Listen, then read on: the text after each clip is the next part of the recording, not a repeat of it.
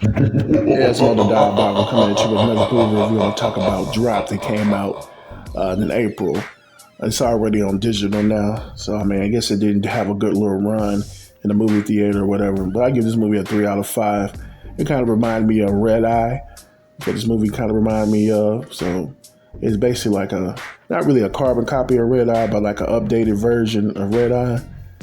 Because they had this woman who was in an abusive relationship, and her significant other, I think her baby daddy or husband, whatever, I think he ended up unaliving himself.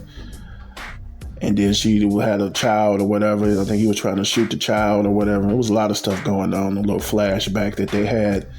Then she went on the date with this dude that's like some type of reporter, and he would have some information on somebody, on some type of mayor, some governor, somebody, I forgot what it was. But the people that he was working for knew that he had some information, so they sent somebody to try to take him out.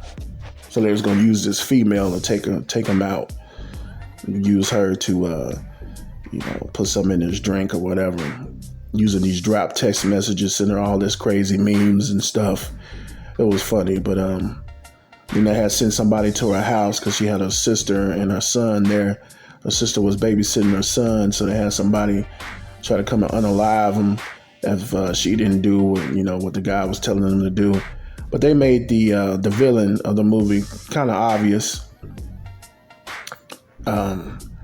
because when she first went to the little restaurant or whatever, was looking at the dude. Well, no, the dude was waiting for somebody, and he was trying to make it seem like he was waiting for her. So he was on a blind date. So the movie kind of already gave away who the villain was. I'm like, come on now, why would y'all do that? Oh man, because you kind of already knew who the villain was, and then one of the bartenders was telling the female that this guy was looking at her all night. I'm like, oh God, come on now. That's the only thing like about the movie. They made the villain. They told you who the villain was too quick. Basically, what I'm trying to say in this movie. I mean, I enjoyed watching it, but you already knew who the villain was, and they made it completely too obvious, man. I was like, what the hell? There wasn't that much suspense in the movie, trying to figure out who the villain was, who was sending her these text messages and stuff like that. They had cameras everywhere. He was watching everything. So I'm like, okay. Well, I enjoyed the movie, though. It was decent. It was pretty good.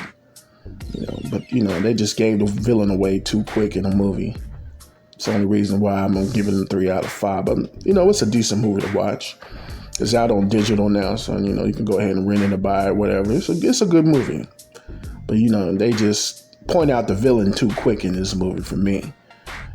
Just a little bit more suspense and, trying to figure out who the villain was. That's the only problem with this movie that I have. But other than that, it was decent. It's been Motor Diabolical in the house.